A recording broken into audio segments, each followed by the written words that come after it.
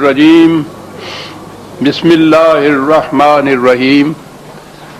عزیزان من، آج مارچ 1984 کی 2 تاریخ ہے اور درس قرآن کریم کا آغاز سورہ المدثر کی آیت 33 سے ہو رہا ہے۔ 74/33۔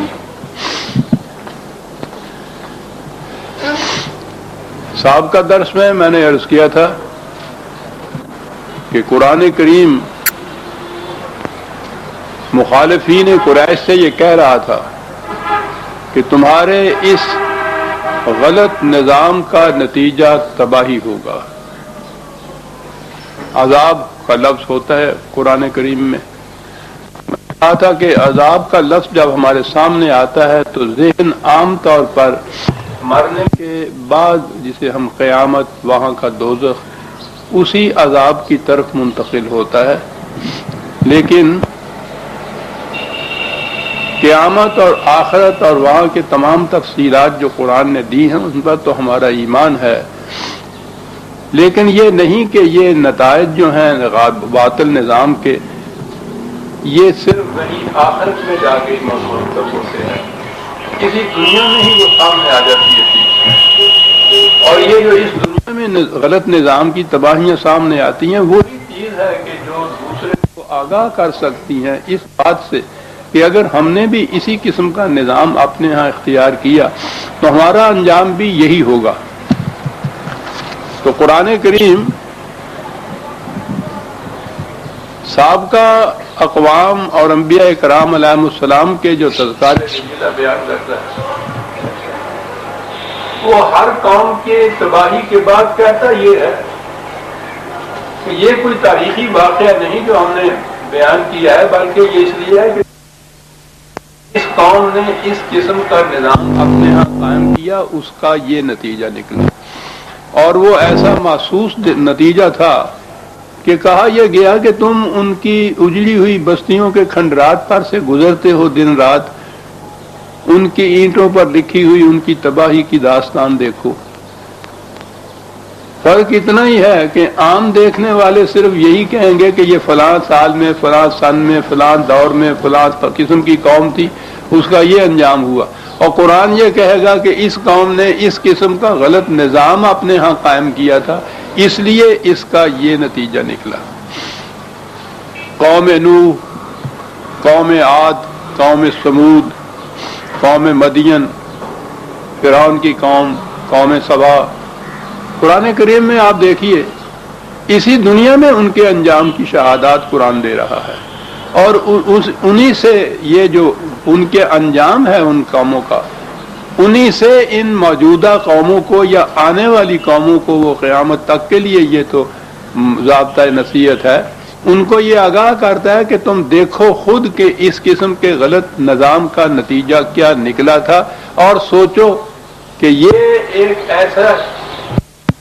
یہ ایسی بات نہیں کہ وہ ہنگامی اور اتفاقی طور پہ ایسا ہو گیا تھا، بلکہ یہ ایک قانون مکافات عمل ہے کہ جس قسم کا کوئی نظام ہوتا ہے اس کے اسی قسم کے نتائج نکلتے ہیں، اس میں نہ تو کسی جگہ کی قید ہوتی ہے نہ زمانے کی قید ہوتی ہے کہ فلاں وقت تو اور فلاں جگہ تو ہوا تھا اب نہیں ہوگا۔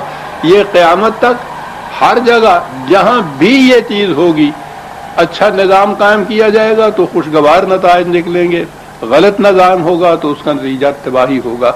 قرآن یہ چیز بتاتا ہے۔ آخرت جو ہے وہاں جا کے جو چیز ہونے والی ہے ہمارا ایمان ہے اس پر، لیکن یہاں ان واقعات کے بیان کرنے سے مقصود یہ ہے کہ ہر موجود قوم، آنے والی قوم وہ دیکھ لے کہ اس قسم کے غلط نظام کا نتیجہ یہ ہوا کرتا ہے۔ یہ جو مکافات عمل کا قانون ہے خدا کا، بنیاد ساری دین کی اس پر ہے کہ اس قسم کا اگر نظام قائم کیا جائے گا تو اس کا نتیجہ اس قسم کا نکلے گا، اسی دنیا کے اندر اس کا نتیجہ سامنے آ جائے گا۔ یہ جو اس ذہن میں ہمارے ہاں سزا کا کچھ تصور ہے کہ خدا کی طرف سے سزا ملتی ہے ان قوموں کو، سزا ایک تو وہ ہے جو خارج سے کسی کے اوپر وارد کی جاتی ہے، جیسے ہمارے ہاں دنیاوی معاشرہ کا عدل کا نظام ہے کہ مقدمہ ہوتا ہے یا کوئی جرم کرتا ہے، پولیس گرفتار کرتی ہے، مقدمہ چلتا ہے، عدالت فیصلہ کرتی ہے، اس کو سزا کا فیصلہ ہوتا ہے، پھر وہ سزا دینے والی کو جیل خانہ یا کوئی اس میں پیر لگنے ہیں، یا وہ سارا چیز یہ خارج سے ہو رہا ہوتا ہے۔ لیکن مکافات عمل کی روح سے جس کا نام سزا ہے، وہ اس عمل کا فطری نتیجہ ہوتا ہے۔ سینکھیا کھانے سے یہ نہیں کہ باہر سے سزا ملتی ہے، وہ جو ہلاکت ہوتی ہے سینکھیا کھانے والے کی، وہ اس لیے کہ سینکھیا کے اندر یہ چیز موجود ہے کہ جو بھی اسے کھائے گا وہ ہلاک ہو جائے گا، اس میں باہر کا کوئی دخل ہی نہیں ہے، خود سینکھیا کے اندر یہ چیز موجود ہے۔ جو بھی کھائے گا، جہاں بھی کھائے گا، کوئی اسے گرفتار کرے گا، عدالت میں پہنچے گا نہیں، سوال ہی نہیں ہے۔ بند کمرے میں تنہائی کے اندر بھی پھانکے گا تو اس کا وہی نتیجہ نکلے گا۔ تو یہ جو قرآن کریم نے اس چیز کا نام سزا اب ہم کہتے ہیں یا عذاب کہا جائے، وہ یہ ہے کہ غلط اعمال کے اندر یہ تباہی موجود ہوتی ہے۔ یہ وہ چیز ہے جو قرآن بار بار تاکید کرتا ہے کہ یہ جو ہم ان اقوام عالم کی تاریخ کی شہادات پیش کرتے ہیں تو اس کے معنی یہ ہیں کہ جب بھی اس قسم کا عمل کیا جائے گا یا اس قسم کا نظام قائم کیا جائے گا، اس کا نتیجہ اس قسم کی تباہی ہوگا۔ وہ جہنم کی زندگی، عذاب کی زندگی، جلا دینے والی زندگی، راکھ کر دینے والی زندگی، یہ مجازی الفاظ ہیں جو استعمال کیے جاتے ہیں، ورنہ جہنم کی زندگی تو ہزار حیف نہ بینی قیامت موجود۔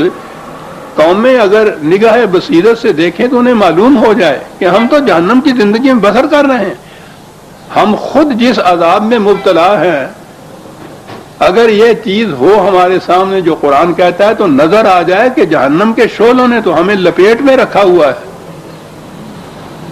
آج تو دنیا کی بڑی بڑی سپر پاور جو ہیں وہ جہنم کے عذاب میں مبتلا ہیں، کوئی ایک دن چین سے ان میں یہاں سو نہیں سکتا۔ اس قدر آنے والی تباہیاں مسلط ہوئی ہیں اس وقت اعصاب پہ ساری قوموں کی، اور ہم جیسی محکوم قومیں جو ہیں، یعنی سپر پاورز کی محکوم قومیں جو ہیں، خواہ قانونی طور پہ آزادی کیوں نہ ہو، وہ تو دوہرے عذاب میں مبتلا ہوتی ہیں، اپنے ہاں کا غلط نظام اس کے عذاب میں، اور یہ جو اوپر والی سپر پاور جن کو ہم صاحب اقتدار قوتیں کہہ رہے ہیں، ان کے ہاں کا لایا ہوا جو عذاب ہے اس کے اندر بھی مبتلا ہوتے ہیں۔ تو یہ ہے وہ عذاب جس کو دیکھنا چاہیے۔ یہ نہیں ہے کہ یہاں تو کچھ نہیں ہے، جیسا جی چاہے زندگی بسر کرو، مرنے کے بعد وہاں جا کے پھر وہ دیکھا جائے گا۔ اور میں نے کہا تھا کہ اس مکافات عمل کے قانون پر ایمان نہ ہونا ہے، جس کی وجہ سے غلط نظام بھی قائم ہوتا ہے اور جرائم بھی ہوتے ہیں۔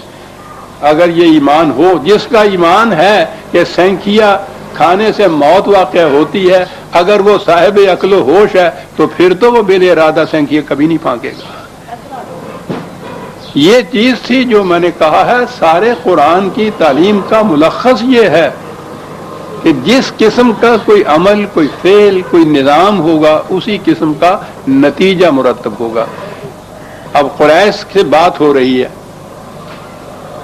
اتنا لمبا عرصہ ہو گیا ہے کشمکش کا نبی اکرم صلی اللہ علیہ وسلم کے ساتھ، مختلف انداز سے، متنوع زاویوں سے ان کو سمجھایا گیا کہ تمہارے اس غلط نظام کا نتیجہ تمہاری تباہی ہوگا۔ تباہی کے معنی یہ ہیں کہ جو کچھ جس قدر بھی پریویلیجز حاصل تھے قریش کو، جو مقام تھا اس کا اس زمانے کی اقوام کے اندر بہت بڑا بلند مقام تھا، کہا یہ کہ اس تمہارے غلط باطل نظام کا نتیجہ یہ ہے کہ یہ سب چیزیں اعزازات تم سے چھن جائیں گے، دولت چھن جائے گی، تولیت کعبہ کی بنا پہ جو تقریم ہے تمہاری وہ چھن جائے گی تم سے، تجارتیں تمہاری جو ہیں وہ چھن جائیں گی تم سے، حسب و نسب کی بنا پہ جو اس قدر باعث تقریم بنے ہوئے تم، یہ چھن جائیں گی۔ یہ ہے بار بار جو ان کو ڈرایا جا رہا تھا، ڈرانا کیا، آگاہ کیا جا رہا تھا کہ سینکیا پھانک رہے ہو، ہلاکت ہے اس کا نتیجہ۔ وہ ان کے ذہن میں بھی نہیں آتا تھا کہ ہم اتنی بڑی قوت، دولت، شوکت، حشمت کے مالک، اور کہا جا رہا ہے کہ تمہارا نتیجہ تباہی اور بربادی ہوگا. ہوگا کیسے؟ بیان کرتے کرتے قرآن کہہ رہا ہے، وہ کہہ رہے ہیں کہ یہ ایک مٹھی بھر جماعت، بدر کے میدان میں تو 300 کے قریب ہی تھی، سارا بے ساز و سامان، ان کے پاس تو پوچھے گھوڑے بھی نہیں تھے سارے. یہ جماعت اور ہمیں یہ اس طرح کا ڈراوا دے رہی ہے کہ ہم تباہ ہو جائیں گے اور یہ کامیاب و کامران ہو جائیں گے. یہ کیسے ہوگا؟ قرآن کا انداز یہ ہے کہ وہ پھر محسوس مشاہدات کی بنا پر وہ ثبوت پیش کرتا ہے یا شواہد پیش کرتا ہے، گواہیاں پیش کرتا ہے، دلائل پیش کرتا ہے. کلا، سن رکھو، تم جو یہ کہہ رہے ہو کہ یہ چھوٹی سی ایک جماعت جو ہے یہ کس طرح سے یہ کچھ کر دکھائے گی. والقمر، اندازہ لگائیے قرآن کا انداز کیا ہے.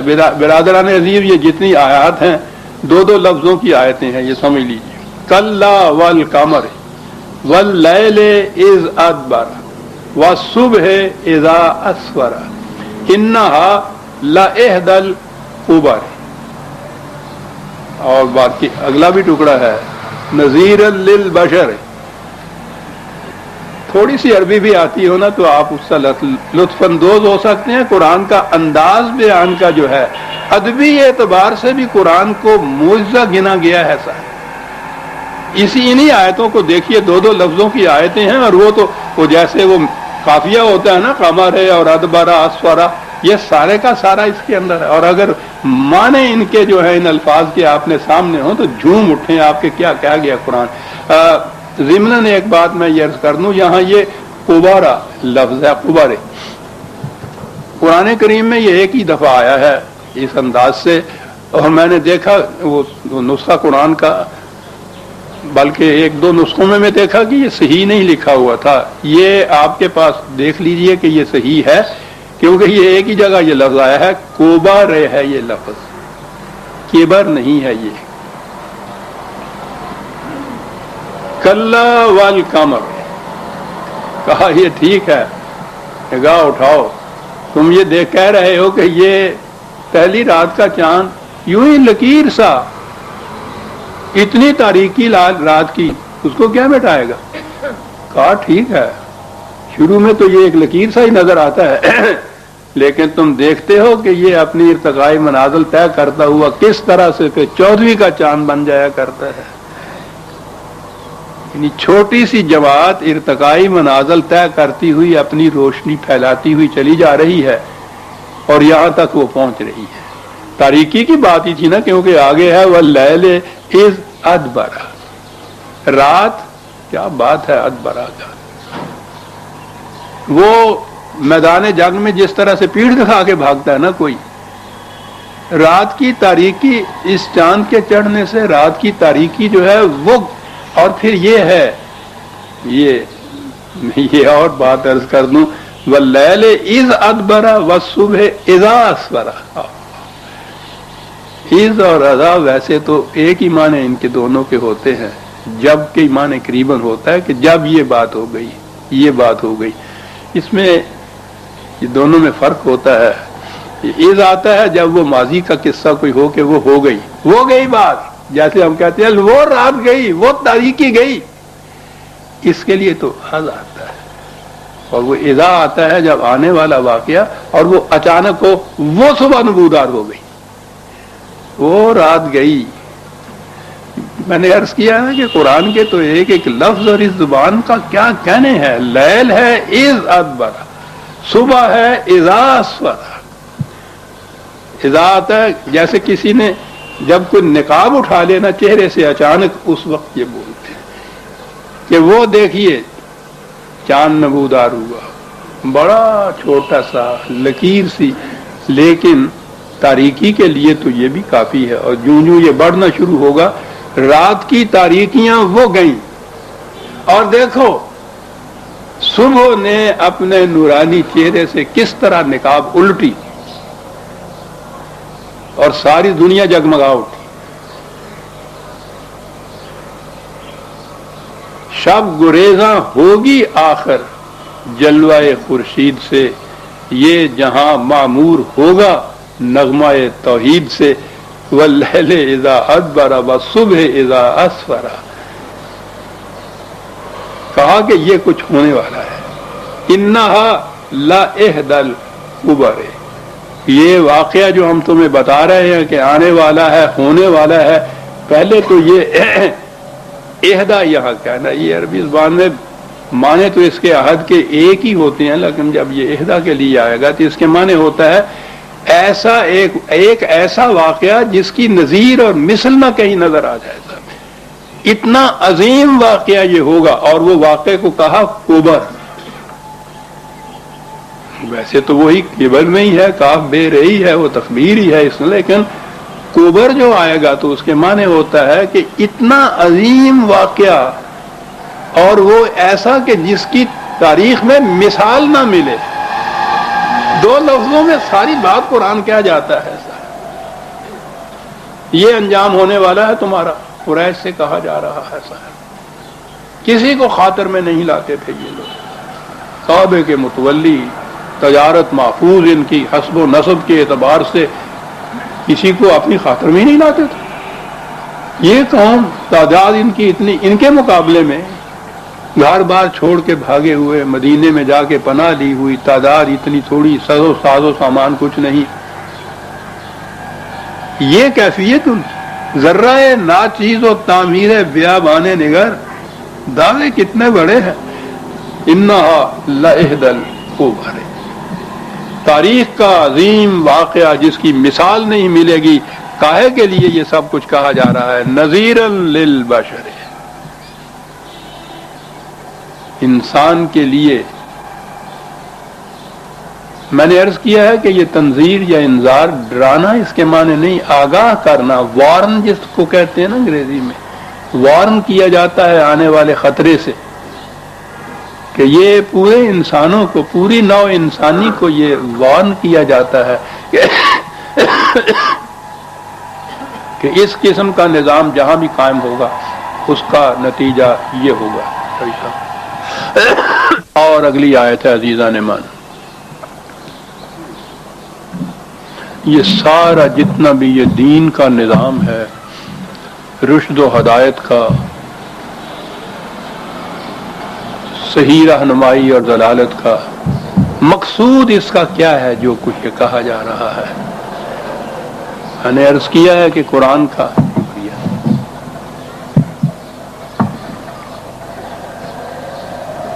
زندگی کے متعلق کسی خاص نوع کی زندگی، کسی فرد کی زندگی نہیں، وہ جسے زندگی خود کہتے ہیں، لائف کہتے ہیں، آپ کہہ دیجئے کہ ایل کیپیٹل سے جو لکھا جائے گا. زندگی کے متعلق وہ کہتا ہے کہ یہ ارتقائی منازل طے کرتی ہوئی چلی آ رہی ہے، آگے بڑھتی چلی جا رہی ہے.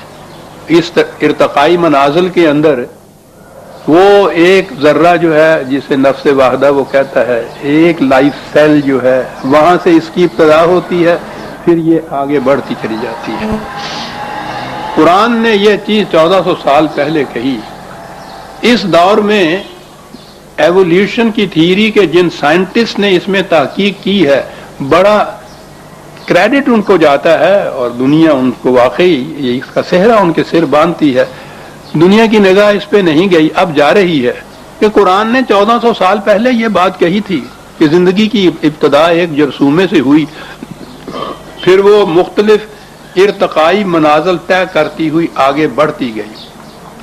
اس ارتقائی منازل میں، یا یہ جو ارتقاء کا نظریہ ہے اس کی روح سے، جو جنس اپنے اندر اتنی قوت یا اتنی صلاحیت پیدا کر لے کہ وہ آگے بڑھ سکے، وہ اپنی اس منزل سے آگے بڑھ جاتی ہے. مستقر و مستعود، دو لفظ ہیں قرآن کے. ایک منزل میں وہ ٹھہری ہوئی ہوتی ہے، وہاں وہ اپنے اندر صلاحیتیں پیدا کرتی ہے.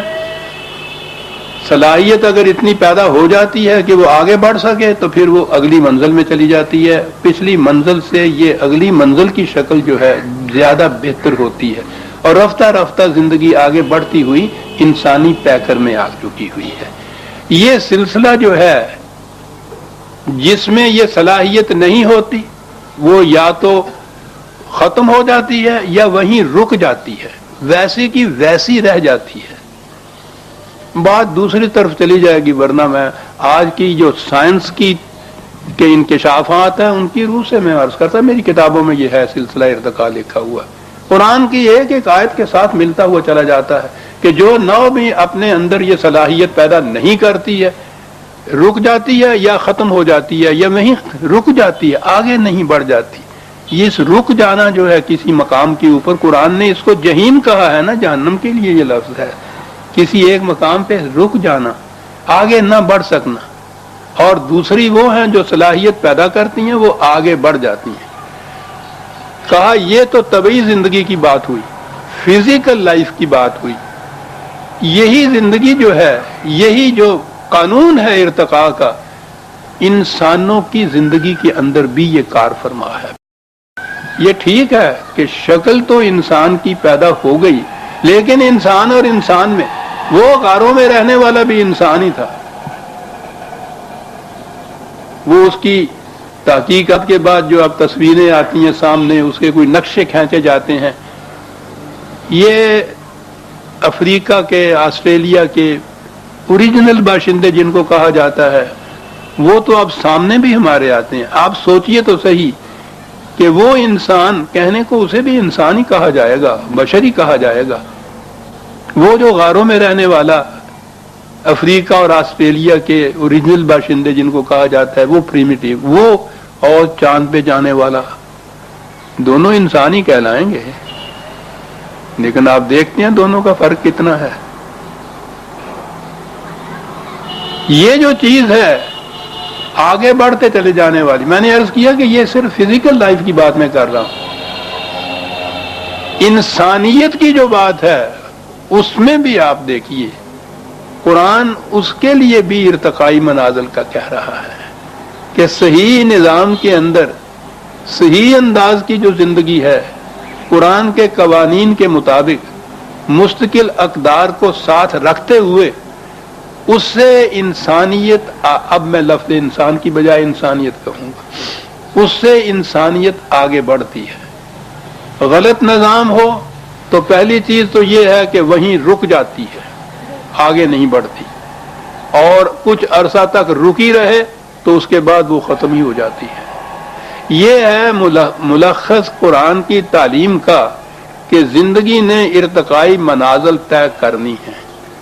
قرآن کے بتائے ہوئے طریقے پہ اور اس شاہراہ کے اوپر زندگی چلی جائے گی تو یہ آگے بڑھتی چلے جائے گی. ایسا نہ ہوگا، رک جائے گی، ٹھہر جائے گی، ختم ہو جائے گی. اب ٹکراؤ پیچھے سے جو چلا آ رہا ہے اور کہا ہے نذیرن للبشر، پوری انسانیت کے لیے اس میں ایک مقام ہے سوچنے کا، آگہی کا، وارن کا. کاہے کے لیے؟ عزیزان نمان اگر نسخے ہیں تو دیکھیے سامنے، میں عرض کروں گا. قرآن یوں سمجھ آتا ہے، لمن شاء منکم ان یتقدم او یتاخر. یہ اس لیے ہے کہ جس کا جی چاہے آگے بڑھنے کے لیے وہ آگے بڑھ جائے، جو آگے نہیں بڑھنا چاہتا وہ پیچھے رہ جائے. ساری بات یہ ہے، جو آگے بڑھنا چاہتا ہے آگے بڑھ جائے، جو آگے نہیں بڑھنا چاہتا، پیچھے رہنا چاہتا ہے، پیچھے رہ جائے.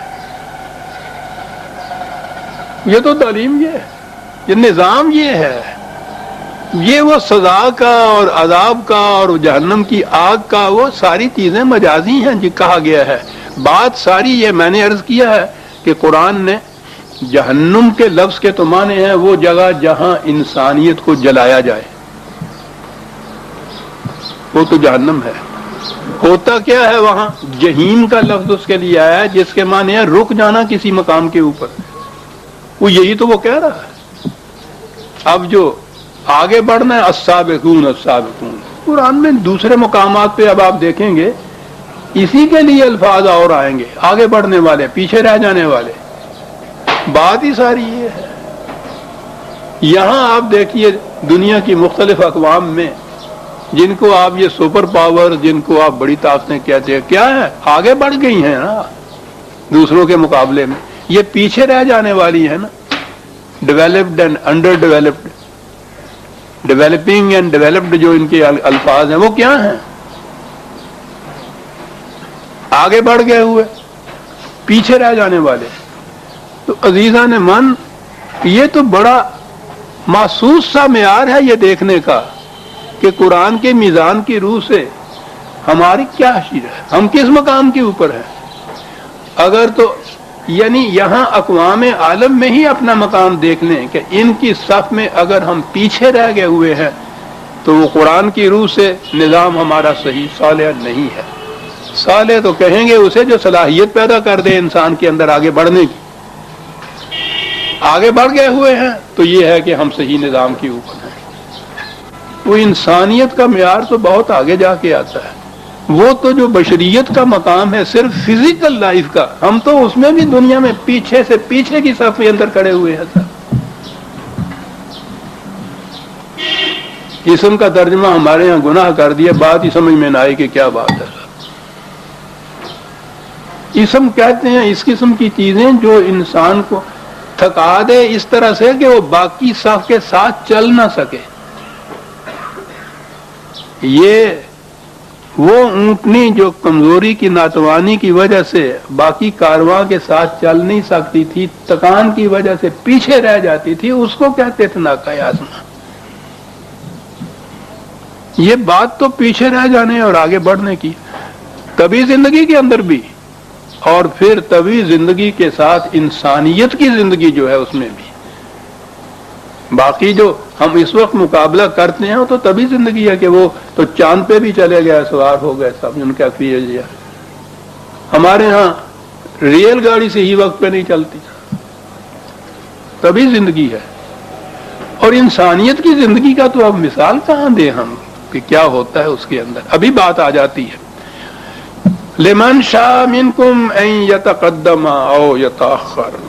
عظیم آتا ہے، دین کا پورا ملخص ہے. جس کا جی چاہے آگے بڑھ جائے، جس کا جی چاہے پیچھے رہ جائے. یہ کوئی باہر سے ملی ہوئی سزا نہیں ہے، یہ تو روش زندگی کا لازمی نتیجہ ہے. اور آگے ہے پھر دوسرا لفظ کلو نفس بما کسبت رہینۃ. ہر فرد، اب وہ قوم کی افراد سے ہی عبارت ہوتی ہے نا، ہر فرد جو ہے اپنے اپنے اعمال کے ہاتھوں ایک لفظ دیا ہے، اس میں رہن رکھا ہوا ہے. کیا بات ہے رہن رکھنے کی. کوئی شے جو رہن رکھ دی جاتی ہے جب تک اس کی قیمت ادا نہیں کی جاتی وہ وہاں سے آزاد نہیں ہو سکتی، وہ اس کے پاس رہتی، جکڑی ہوئی رہتی ہے، قبضے میں رہتی ہے دوسرے کے. ہر شخص اپنے اعمال کے ہاتھوں رہن رکھا ہوا ہے، جکڑا ہوا ہے، ہل ہی نہیں سکتا. آگے کیا بڑھے گا؟ اب رہن بات آ گئی تو آپ کہیں گے دوسری طرف نکل گیا. معاف رکھیے گا، آج سود یا ربا کو از روئے، اب میں وہ انورٹڈ کاما جسے کہتے ہیں نا شریعت حقہ، سود جیسی حرام چیز کو جو جائز قرار دیا ہوا ہے نا عین مطابق شریعت، اس میں ایک یہ بھی چیز ہے رہن با قبضہ. سنا ہوگا آپ نے کہیں. وہ کاشتکار آتا تھا کہ میاں صاحب مصیبت پڑ گئی ہے، تھوڑے سے پیسے چاہیے، لے لیجئے پیسے، 1000 روپیہ ایک دے دیجئے. اب اگر 1000 روپے پہ وہ کہتا ہے 5 روپے سینکڑا سالانہ لوں گا تو وہ تو سود ہے، حرام قطعی. خنزیر کھاؤں میں، ہمارے ہاں کہتے تھے سور کھاؤں میں، وہ تو ٹھیک ہے. پھر کیا کہ میں دیتا ہوں 1000 روپیہ، 2 ایکڑ زمین تمہاری رہن با قبضہ، 1000 روپیہ دے کے سود لیتا. اگر حرام کھاتا اس کو 50 روپے ہوتا ہے سال کا، یہی ہوتا نا اگر میں غلطی نہیں کرتا تو. 5 روپے سینکڑا، 2 ایکڑ زمین، اس کی پیداوار ملادہ فرمائیے کتنی ہوگی. پہلے سال میں 1000 روپیہ پورا آ جائے گا، اس سے بھی زیادہ آ جائے گا. آج کل تو یہ صورت ہے. یہ حلال تو یہ رہن با قبضہ ہے. جب تک نہ دے وہ، یعنی یہ جو اس کی آمدنی آئی جا رہی ہے نا وہ تو آتی چلی جا رہی ہے. منافع ہے یہ، سود نہیں. وہ جب تک 1000 روپیہ نہیں دے گا یہ 2 ایکڑ واپس جائے گی نہیں. یہ ہے کل نفس بما کسبت رہینۃ. وہ تو جب تک وہ اصل واپس نہیں دے گا وہ تو رہن کی رہن رکھی جائے گی، اور یہ لیے چلے جائے گا اس کی آمدنی، اور یہ شیر مادر کی طرح حلال و طیب کھائے چلا جائے گا. نہ یہ حرام ہے نہ یہ ناجائز ہے، یہ کہ یہ سود تھوڑا ہے، یہ تو رہنے بات. اس میں جو میں نے کہا کہ جو ہیلے نکالے گئے ہوئے ہیں نا، یہ مشارکت اور مضاربت اور منافع، آج کل یہ جس کا نام ہے انگریز نے، وہ پھر بھی بے ایمان نہیں تھا، وہ سود کو انٹرسٹ ہی کہتا تھا. وہ ہم نے تو اس طرح سے نام بدل کے لارنس گارڈن کا نام جنا گارڈن رکھا، خوش ہو گئے. ہمارا گارڈن قائد اعظم کا گارڈن، نام ہی بدل دیا، صرف انٹرسٹ کا نام منافع رکھ دیا سود کی بجائے، حلال و طیب ہو گیا. کلو نفس بما کسبت رہینۃ، ہر فرد الا اصحاب الیمین. لیکن قرآن کریم یہ اسباب الیمین اور اسباب الشمال یہ 2 صنف قرار دیتا ہے. صاحب یمن و سعادت، بابرکت، خوش نصیب، یوں کہیے جیسے فی جنات، یہ جنات کے اندر خوشگوار زندگی بسر کرنے والے. یتساءلون عن المجرمین، وہ پوچھیں گے ایک دوسرے سے مجرموں کے متعلق، وہ جو جہنم والے پیچھے رہ جانے والے ہیں ان کے متعلق. ما سلککم فی سقر، یاد ہے نا بات سقر سے شروع ہوئی تھی، وہ پہلی آیت 26ویں، سوسلی ہے سقرا، ان سے کہا گیا تھا. وہ جو نمائندہ آیا تھا، تیوری ماتھے پہ ڈالی تھی، منہ بسورا تھا، چلا گیا تھا یہ کہتا ہوا کہ یہ سب اگلے لوگوں کی کہانیاں ہیں، کہاں کا جہنم اور کہاں کی تباہی، ہمیں کون چھیڑ سکتا ہے. وہی تھا وہ جو سقر کہا تھا. کہا کہ ان سے پوچھا جائے گا یہ کہ کون سی چیز تمہیں جہنم میں لے آئی. نظری طور پہ تو قرآن میں دوسرے مقام پہ کہا کہ وہ یہ کہیں گے کہ ہم اگر نسمعو اور نعقلو ما کننا فی اصحاب السعیر، اگر ہم بات کو گوش ہوش سے سنتے اور پھر عقل و فکر سے کام لیتے تو آج جہنم میں نہ ہوتے. تو پہلی چیز تو یہی ہے، غور و فکر نہ کرنے والے جو ہیں وہ جہنم کے اندر ہوتے ہیں. یہاں یہ اور بات آ گئی ہے، کہا کہ تم جہنم میں کس طرح سے آ گئے. قرآن تو ایک نقشہ کھینچ کے سامنے لاتا ہے نا، جیسے پوچھا جاتا ہے ان سے یتساءلون، تم کیسے آ گئے جہنم. قالوا لم نک من المصلین، ہم آ گئے یہاں، ہم مسلین میں سے نہیں تھے.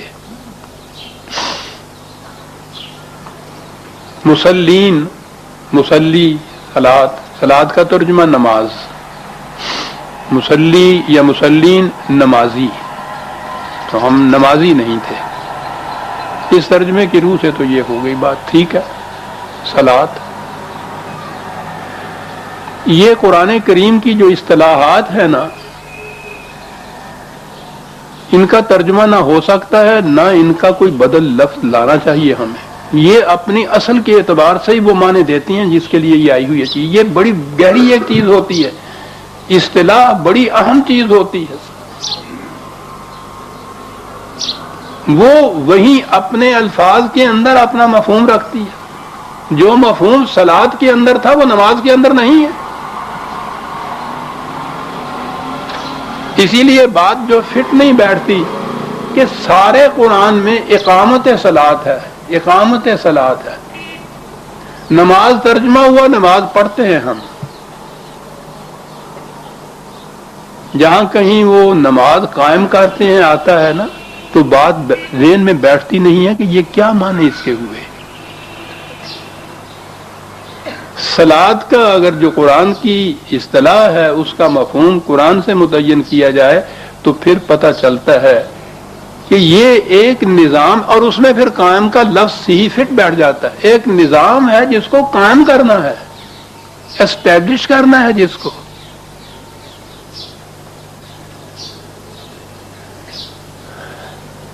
یہ تو اب ضمن بات نہیں آ سکتی. میرے ذہن میں یہ ہے کہ اگر وقت ملا، توفیق ہوئی، تو قرآن کریم کی یہ جو اصطلاحات ہیں نا، ایک ایک اصطلاح کتنا وقت لے لے گی. تو بہرحال اگر وقت مل گیا اور توفیق اللہ تعالیٰ نے عطا فرما دی، صحت رہی میری، تو میں چاہتا یہ ہوں کہ اس کے بعد قرآن کی کم از کم یہ جو بنیادی اصطلاحات ہیں ان کا قرآن کی روح سے مفہوم میں درسوں میں پیش کر دوں، تاکہ بات سمجھ میں تو آئے کہ یہ کہتا کیا ہے. اب ہمارے ذہن میں وہ الفاظ یا وہ ترجمے ہی آ جاتے ہیں صرف، اور وہ تصور جو ہمارے ہاں مروج چلا آ رہا ہے. یہ مسلین کا لفظ ہے، مسلی. تو پھر بات چلی جائے گی آگے. اگر میں نے شروع کر دا اس کے بنیادی معنی جو ہیں عربی زبان کی روح سے اور قرآن نے جن معانی میں استعمال کیا ہے، تو دوسری طرف چلے جائیں گے ہم، جو مسلی کہتے ہیں، مسلین. قرآن کریم میں یہ اس انداز میں مسلین کا جو لفظ آیا ہے، یہ 3 جگہ آیا ہے صرف. ایک تو یہی ہے، لم نکو من المسلین، مسلین میں سے ہم نہیں تھے. کیا بات تھی جو کیا نہیں تھی؟ وَلَمْ نَكُ نُطْعِمُ الْمِسْكِينَ، ہم معذوروں کا، غریبوں کا، مسکینوں کی روٹی کا انتظام نہیں کیا کرتے تھے. آپ غور کیجئے کہ اگر، یعنی میں نماز کی تنکیر نہیں کر رہا، خدا نہ کردہ، وہ تو ایک فریضہ ہے، لیکن اس کا مقصود بھی تو قرآن نے کچھ بتایا ہے. وہ قرآن ساتھ اس کے یہ دہرا کہ کیا نہیں تھے ہم کیا نہیں کرتے تھے. جو اپنی روٹی کمانے کے قابل نہیں رہتا تھا، جس کی محنت اس کے بچوں کی پرورش کرنے کے پوری قابل نہیں اترتی تھی، اس کو نہیں پوری روٹی ملتی تھی، اس کی ضروریات پوری نہیں ہوتی تھی، ہم اس کی ضروریات پوری نہیں کیا کرتے تھے. لم نکو مسلین. یہ ایک مقام ہے، میں نے عرض کیا. 2 اور مقام بھی ہیں جہاں مسلین کا لفظ آیا ہے. 70/22 ہے غالباً، 70/22. 70/22. جی ہاں، پیچھے سے چلا آ رہا ہے. جہنم آوازیں دے دے کے بلا رہی ہے اس کو. کون؟ کس کو بلا رہی ہے جہنم؟ آوازیں دے دے کے، او ادھر ادھر ادھر، ادھر نہیں. کیا کرنے والا؟ جمع فاؤہا، دولت کو جمع کرتا تھا اور پھر اس کو کس کے باندھ دیتا تھا اپنی گٹھلی کو. جی، انہیں بلا رہی ہے یہ جہنم. کہا کہ یہ کیفیت الا المسلین، مسلین کی یہ کیفیت نہیں ہوتی. تو پہلی بات تو یہاں یہ بتا دی، تو وہ جمع کر کے کس کے باندھ کے نہیں رکھتا. اب یہاں سے نظر آ گیا قرآن میں اقام الصلاۃ اور ایتاء زکوٰۃ سارے قرآن میں اکٹھا چلا آ رہا ہے. اب ہمارے ہاں جب صلاۃ کو صرف نماز سمجھا، زکوٰۃ کے معنی ہو گئے جتنا جی چاہے جمع کرو، اور اس میں سے سال بھر کے بعد وہ کوئی 2.5 پیسے دے دیجیے. یہاں کہا ہے کہ یہ جہنم آوازیں دے دے کے بلا رہا ہے ان کو. جمع فاؤہا الا المسلین، مسلین ایسے نہیں ہوتے. کیوں؟ الذین هم علی صلاتہم دائمون، وہ تو نظام صلاۃ کو قائم کرتے ہیں مستقل طور پر. وہ کیا ہوتا ہے؟ والذین فی اموالہم حق معلوم للسائل والمحروم، ان کی کمائی میں تو حق ہوتا ہے ان لوگوں کا جو محتاج ہوتے ہیں، جو ضرورت مند ہوتے ہیں، جو معذور ہوتے ہیں، جو مسکین ہوتے ہیں. سائل اور محروم، حق معلوم، خیرات نہیں، ایز آف رائٹ یہ ڈیمانڈ کر سکتے ہیں ان کی دولت. یہ ہے نظام صلاۃ و زکوٰۃ کہ جس میں معذور اور مسکین جو ہے ان کا حق ہوتا ہے کہ ان کی ضروریات زندگی یہ پورا کریں. اور یہ جو ہے والذین یصدقون بیوم الدین، یہ ہیں جو تصدیق کرتے ہیں مکافات عمل کے قانون کی. ان کا ایمان ہوتا ہے قیامت پر. یہ دوسرا مقام آ گیا مسلین کا، میں نے عرض کیا ہے قرآن کے. تیسری جگہ آیا ہے 107/4.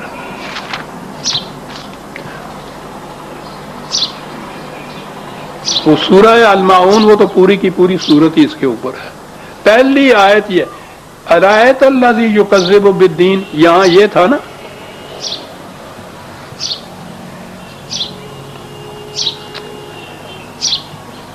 میں پھر عرض کر دوں، ہاں یہ سورہ مدثر کی طرف جو آیت تھی، لم نکو من المصلین لم نکو نطعم المسکین، یہ تھی. اور اس کے بعد ہے وَكُنَّا نُكَذِّبُ بِيَوْمِ الدِّينِ، اس طرح سے ہم تکذیب کیا کر جھٹلایا کرتے تھے اپنے اس دعوے کو کہ ہم مانتے ہیں قیامت کو. تکذیب دین ہے وہاں. یہاں اس صورت کی ابتدائی ہوتی ہے ارایت الذی یکذب بالدین. تم نے اس کی حالت پہ بھی غور کیا جو الدین کے دعوے کی تکذیب کرتا ہے. الدین ہوتا ہے یہ مکافات عمل، ہر عمل کا جو نتیجہ مرتب ہونے والا قانون ہے وہ الدین ہے. اس کی خدا کے قانون مکافات عمل کی تکذیب تکذیب کفر نہیں ہے کہ انکار کرتا ہے، وہ تو ہے کہ میں مانتا ہی نہیں. تکذیب یہ ہے کہ کہتا تو ہے کہ میں مانتا ہوں، عملاً اس کے خلاف کرتا ہے. یہ ہوتا ہے اپنے دعوے کو آپ جھٹلانا. فذالک الذی، کون ہے یہ لوگ؟ یدعو الیتیم، جو تنہا رہ جاتا ہے معاشرے میں اس کو دھکے دیتا ہے. سنتے جائیے کون ہے تکذیب دین کرنے والا. ولا یحض علی طعام المسکین، جو حرکت رک جاتی ہے جس شخص کی اور معذور ہو جاتا ہے، ضروریات زندگی اپنی پیدا نہیں کر سکتا، اس کی ضروریات مہیا کرنے کے لیے نہ خود کرتا ہے کسی دوسرے سے کہتا ہے. تکذیب دین کرنے والے. اور آگے ہے عزیزان من فویل للمصلین، تباہی ہے اس قسم کے نمازیوں پہ. میں ترجمہ اگر کروں مسلین کا، اور یہاں تیسری دفعہ وہ لفظ آ گیا مسلین. تباہی ہے ان مسلین پر. کون سے ہیں یہ مسلین؟ الذین هم عن صلاتهم ساہون، یہ وہ مسلین ہیں کہ جو صلاۃ کے مقصد سے بے خبر. مقصد سے یہ نہیں کہ یہ نماز پڑھتے نہیں ہیں. اگلی آیت میں ہے کہ الذین هم یراؤون، وہ جو نقل و حرکت ہے نا جو دیکھی جا سکتی ہے قیام میں، رکوع میں، سجدے میں، یہ میں، اس میں تو بڑے پکے ہوتے ہیں، لیکن جو مقصد ہے اس سب کا، اس مقصد کو بھولے ہوئے ہوتے ہیں. تو گویا دو چیزیں ہو گئیں. ایک تو یہ جو ہے ارکان و تعدیل نماز کے، رکوع، سجود، وہ حرکات جو دیکھی جا سکتی ہیں ان پہ تو یہ پورے اترتے ہیں. اور جو اس کا مقصد تھا اس سب کچھ کا، اس کو بھولے ہوئے ہیں. فویل للمصلین الذین هم عن صلاتهم ساہون الذین هم یراؤون. یہاں تک وہ سمجھتے ہیں کہ نماز ہو گئی میری بھائی، رکوع ٹھیک ہو گیا، سجدہ ٹھیک ہو گیا. آج کل تو وہ ٹی وی کے اوپر بھی دکھاتے ہیں، وضو کرنا بھی بتاتے ہیں، پھر وہ نماز کی یہ ساری چیزیں بھی دکھاتے ہیں. یراؤن. اور مقصد کیا تھا جس کو بھولے ہوئے ہیں بھلا کے؟ وَيَمْنَعُونَ الْمَاعُونَ، رزق کے اس چشمے کو جسے بہتے پانی کی طرح جانا چاہیے تھا، ہارے کے گھر کے سامنے سے بند لگا کے اپنے لیے روک لیتے ہیں. وَوَيْلٌ لِّلْمُصَلِّينَ، کہاں مسلین کا؟ اب سوچ لیجیے عزیزان من، میں اپنی طرف سے تو کچھ نہیں کہہ رہا. قرآن میں یہی مقام ہے 3 جہاں مسلین کا لفظ آیا ہے. کتنا تعلق ہے اس کا معیشت کے نظام کے ساتھ. اس صلاۃ کا نظام ہی یہ ہے کہ کوئی فرد رات کو بھوکا نہ سوئے معاشرے میں. یہی ایتاء زکوٰۃ ہے، ان کو سامان نشو و نما بہم پہنچایا جائے. یہ ہے وہ حقیقی مسلین. صلاۃ کے معنی ہی ہوتے ہیں کہ کسی کے پیچھے پیچھے مسلسل چلتے چلے جانا، اتباع کیے چلے جانا، اطاعت کیے چلے جانا قوانین خداوندی کی. اس میں ایک چیز یہ بھی ہے جس کو ہم یہ صلاۃ کا قیام و سجود اور رکوع کہتے ہیں. یہ تو نفسیاتی طور پہ اپنے آپ کو اس مقصد کے تیار کرنے کے لیے یہ کچھ کیا جاتا ہے. مقصد تو یہ بتایا قرآن نے، مسلین وَلَمْ نَكُ نُطْعِمُ الْمِسْكِينَ. وہ کہتا ہے جہنم میں کیوں آئے؟ ہم مسلین نہیں تھے جی. بھئی کیا نہیں تھے؟ کیا بات ذرا کھل کے کہو نا. تو جی وہ کھل کے کہنے کی تو بات نہیں ہے، بات تو یہ تھی کہ وَلَمْ نَكُ نُطْعِمُ الْمِسْكِينَ، معذوروں کی ضروریات زندگی پورے کرنے کا انتظام نہیں ہوا کرتے تھے، یہ کیا کرتے تھے. تو تم کہیں جنگلوں میں رہتے تھے، اجروں میں رہتے، کہنے لگے جی نہیں یہ تو بات تو نہیں. وَكُنَّا نَخُوضُ مَعَ الْخَائِضِينَ، ہم باتیں بڑی کیا کرتے تھے، سٹیٹمنٹس بڑے ایشو کیا کرتے تھے، تقریریں بڑی کیا کرتے تھے، سیمینار مقرر کیا کرتے تھے، مناظرے ہوتے تھے، مذکورین ہوتی تھی، بہت لمبی چوڑی باتیں کیا کرتے تھے. نظام معیشت، نظام معاشرت، اسلامی نظام، اسلامی شریعت، بڑی باتیں کیا کرتے تھے. کیا عجیب چیز ہے، ہم مسلین نہیں تھے، ہم صرف باتیں کیا کرتے تھے. ہم نماز کی حرکات و سکنات تک سمجھتے تھے کہ نماز ہو گئی ہمارے ہاں کی. ہم یہ نہیں دیکھتے تھے کہ رات کو کوئی بھوکا بھی سویا ہے یا نہیں سویا تھا. یہاں ہے وَكُنَّا نُكَذِّبُ بِيَوْمِ الدِّينِ، یوں ہم اپنے اس دعوے کو کہ ہم خدا کے ایمان پر ایمان رکھتے ہیں، آخرت پر ایمان رکھتے ہیں، ہم عملاً اس کی تکذیب کیا کرتے تھے. کہتے تھے حتیٰ اتانا الیقین، تاکہ اب یہ یقین وہ شے ہوتی ہے جو اس طرح سے سامنے آ جائے کہ اس سے انکار نہ کیا جا سکے. عام طور پہ تو کہتے ہیں کہ تاکہ کہ موت نہ آ گئی ہم پہ، بلکہ یہ نہیں، میں کہتا ہوں صرف موت ہی کیوں کہیں، تاکہ ہمارے اس غلط نظام کا نتیجہ ہمارے سامنے نہ آ گیا. وہاں ہے یہ چیز کہ جب نتیجہ سامنے آتا تھا ان قوموں کے متعلق تو یہ پکارتے تھے اس وقت کہ ہم ایمان لائے خدا کے اس قانون پر، ہم اس کے بعد وعدہ کرتے ہیں کہ اس وقت کہا جائے گا جیسے فرعون نے ڈوبتے ہوئے کہا تھا کہ میں ایمان لاتا ہوں رب موسیٰ و ہارون پہ، اور وہاں سے پھٹکار پڑی تھی کہ الآن موت سامنے آئی تو اب تمہیں یاد آیا. اب ایمان کوئی فائدہ نہیں دے سکتا، کیونکہ ایمان کے معنی ہے صحیح بات کی طرف آ کے اس کے اوپر عمل کرنا، اور جب اس کے اوپر عمل کرنے کا وقت ہی باقی نہ رہے موت میں تو وہ ایمان فائدہ کیا دے سکتا ہے. حتیٰ اتانا الیقین فما تنفعہم شفاعۃ الشافعین. میں جہاں یہ چیز آئی تھی شفاعت کا مسئلہ میں اس پہ تفصیل سے بیان کر چکا ہوا ہوں. اس کے معنی یہی ہوتے ہیں کسی کی حمایت میں کھڑے ہو جانا، کسی کے لیے صحیح گواہی دینے کے لیے کھڑے ہو جانا. یہ سفارش کرنا نہیں اس کے معنی ہوتے. جو ہے سفارش تو آپ دیکھتے ہیں کہ یہاں کا جو غلط نظام ہوتا ہے، بدترین چیز جو کہنی جو ہو وہ یہ ہوتا ہے کہ سب اتنے تے کام ہی ان سفارش نال چلتا ہے. یعنی آپ سوچیے کہ یہ تو ہم روز کہتے ہیں کہ میاں اتنے درخواست دیتی ہو حاجی دیتی، میاں کچھ سفارش کا بھی کام کیتا ہے گئی. یہ دو ہی چیزیں ہو رہ گئی ہیں نا بھائی، ایک تھلے وہ پہیے لائے نے چاندی دے، تو دوئی گل ہے پہ کوئی سفارش بھی پہنچائی ہو. یعنی بدترین کوئی چیز نظام کی جو ہے وہ سفارش کی ہوتی ہے. اور عزیزان من سوچیے کہ ہم خدا کے ہاں کے نظام میں ہم یہ کہتے ہیں کہ سفارش وہاں ہوگی تو پھر چھٹکارا ملے گا. یہاں کے نظام میں بدترین چیز جو ہے معاذ اللہ وہ خدا کی طرف ہم منسوب کرتے ہیں، رسول اللہ صلی اللہ علیہ وسلم کی طرف منسوب کرتے ہیں. جس رسول نے اپنی بیٹی سے اور پھوپھی سے کہہ دیا تھا مرتے وقت کہ دیکھنا بیٹیو، خدا کے ہاں تمہیں رسول کا رشتہ دار ہونا کچھ کام نہیں دے سکے گا، تمہارے اعمال ہوں گے جس کے مطابق فیصلہ ہوگا. وہ سفارش کا تعلق کیا؟ اس کے معنی ہوتے ہیں سچائی میں جیسے عدالت میں کوئی اس کے معنی گواہی شہادت کے معنی ہوتے ہیں. سچی گواہی دینے والا جس طرح کسی مظلوم کے ساتھ کھڑا ہو جاتا ہے نا عدالت میں، یہ وہ چیز ہوتی ہے. کہا کہ یہ اس وقت ان کے ساتھ کسی کا کھڑے ہو جانا وہ بھی کچھ کام نہیں دے گا. جب نتائج آ جاتے ہیں غلط نظام کے تو پھر نہ کیرا منزلت باشد نہ میرا، پھر تو سب اس سیلاب کے اندر ڈوبتے ہوئے چلے جاتے ہیں. فما لہم عن التذکرۃ معرضین. اب سارا کچھ کہنے کے بعد کہا کہ دیکھو تو صحیح اس قسم کی نصیحت آمیز باتوں سے منہ پھیرنے والوں سے پوچھو تمہیں کیا ہو گیا ہے. کیا بات ہے.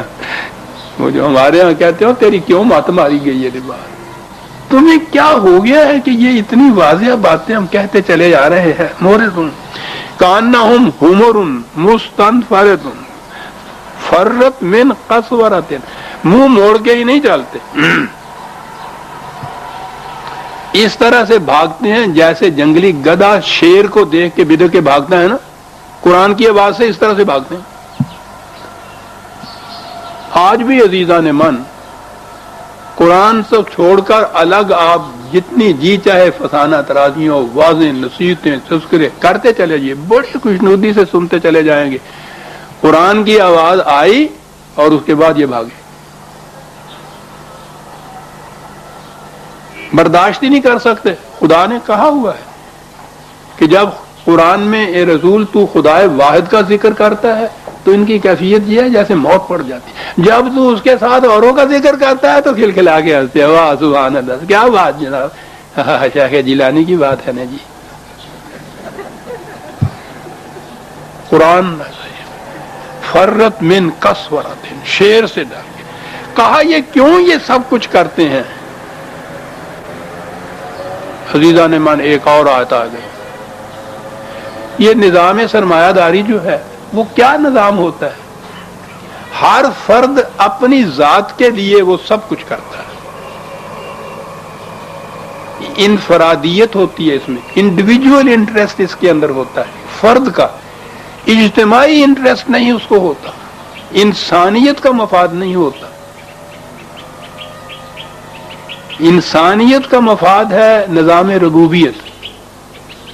اسی لیے پہلی چیز جو حمد ہے خدا کی وہ رب العالمین ہونے کی وجہ سے ہے. عالمین کی ربوبیت جو ہے, انسانیت کی ربوبیت جو ہے, یہ ہے صحیح نظام انسانیت کا. اور انفرادی ایک فرد کی ہو یا اپنے صرف گروہ کی ہو, اپنی جماعت کی ہو, اپنی قوم کی ہو, یہ انسانیت میں سے انفرادیت آ جائے گی. اور نظام سرمایہ داری تو اس میں بدترین ہوتا ہے, ہر فرد کا اپنا ہوتا ہے انتظام.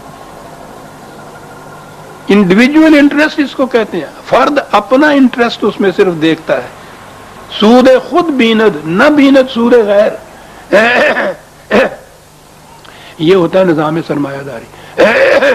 کہا کہ یہ کیوں یہ بھاگتے ہیں اس قرآن کی آواز سے, اس لیے بل یریدو کل معاف رکھیے امرئ منہم ان یؤتا صحفا منشرۃ, ان میں ہر ایک یہ چاہتا ہے کہ یہ اجتماعی بات نہ کرو, ہر فرد کا اپنا اپنا ایک پروگرام ہونا, منشور اس کا اپنا ہونا چاہیے, صرف انڈیویجول کا انٹرسٹ ہونا چاہیے.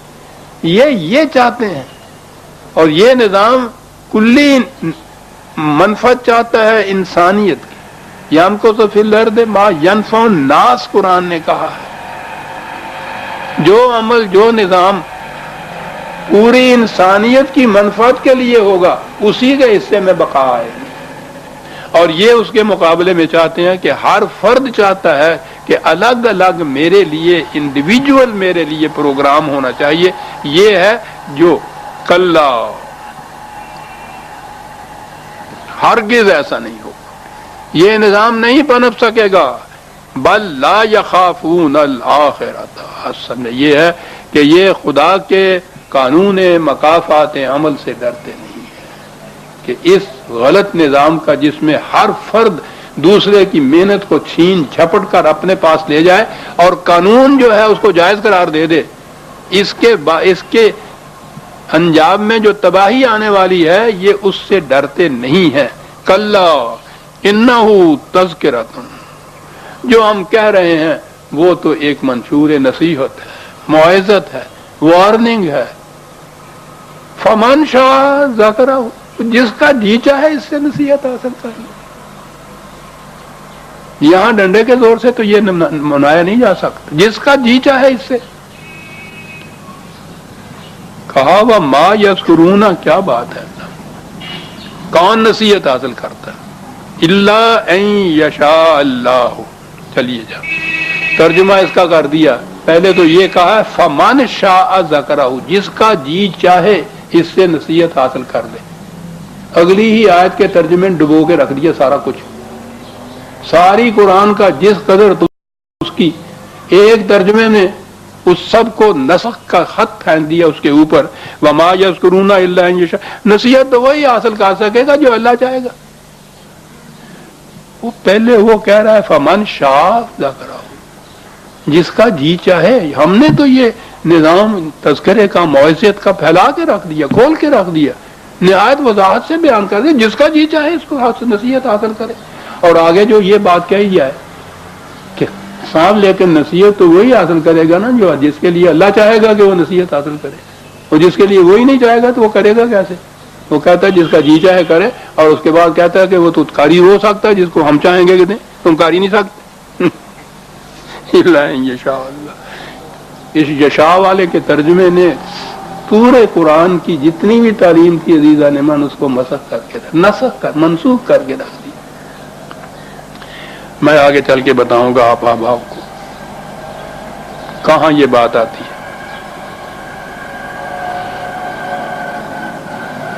ان آیات میں میں یہ مشیت کا قانون جو ہے ذرا وضاحت سے بیان کروں گا.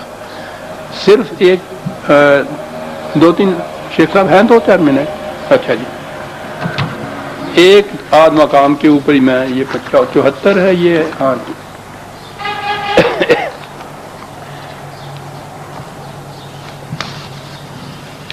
76 میں بھی ہے. ان ھذہ تذکرۃ فمن شاء اتخذ الی ربہ سبیلا. یہ ایک تذکرہ ہے، ایک موعظت کا صحیفہ ہے جو ہم پیش کر رہے ہیں. جس کا جی چاہے اپنے رب کی طرف جانے والے راستے کو اختیار کر لے.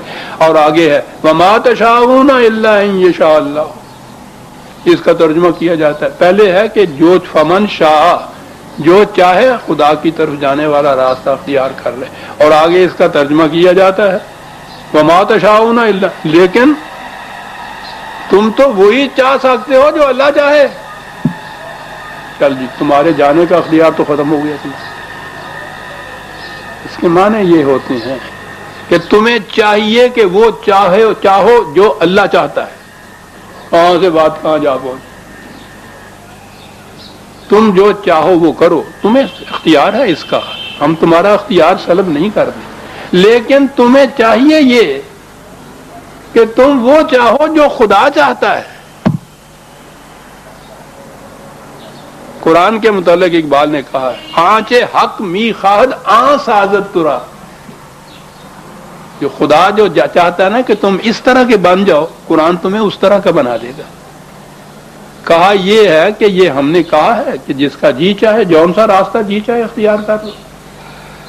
لیکن تمہیں چاہیے یہ کہ تم چاہو ہی وہ جو خدا چاہتا ہے. اور خدا کیا چاہتا ہے جو قرآن میں اس نے کہہ دیا ہے ہم یہ چاہتے ہیں، تو تم یہی کرو. بات کہاں سے کہاں جا پہنچی. فمن شاء ذکرہ وما یذکرون الا ان یشاء اللہ هو اہل التقوی و اہل المغفرہ. یہ لوگ ہیں جنہیں آپ اہل تقوی کہہ سکتے ہیں، اور یہ وہ لوگ ہیں جو ہر قسم کے خطرات سے محفوظ رہیں گے. یہ چیز کہ ہم نے یہ ایک موعظت کا، نصیحت کا ایک تذکرہ، ایک منشور دے دیا، واضح کر کے بتا دیا. اب چاہیے تمہیں یہ کہ اس کے مطابق تم چاہو. خود تمہاری خواہشات، تمہارے ارادے، آرزوئیں، مقاصد، مطالب سب اس کے تابع ہونے چاہیے. یوں ہو گئی بات. تم چاہو ہی وہ جو خدا چاہتا ہے. کیا بات ہے کہنے کی. اب ایک ایک تفصیل دینے کی ضرورت نہیں ہے کہ اس معاملے میں ہم کیا چاہیں، اس معاملے میں ہم کیا فیصلہ کریں. تم یہ پوچھو کہ خدا کیا اس معاملے میں چاہتا کہ کرو. خدا چاہتا ہے سیدھے راستے پہ چلو، چلو سیدھے راستے پہ. خدا چاہتا ہے کہ دوسرے کو کھلا کے خود کھاؤ، یہ کرو. تم خدا یہ چاہتا ہے.